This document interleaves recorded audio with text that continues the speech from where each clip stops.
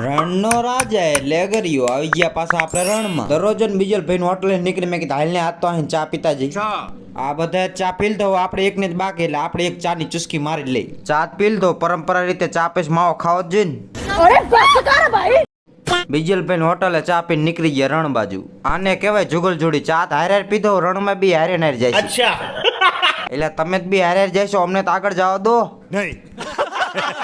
Finally એમને બી overtake કરીને પહોંચી ગયા આપણા પાટે જ પહોંચી ગયા. નવરું નથી બેવાનું, હાલો દંતારો ખેંચવા. આજ તો દંતારો ખેંચતા તડકો જ લાગ્યો. 2-3 દાન પાણી પી લીધું ને એમાં આ જીવડા કેવી ઘાણી કિરકિર કરે છે. એકો રણમાં તડકો પડે, એકો આ જીવડાનો કંટાળો. આમાં જાવું ચા.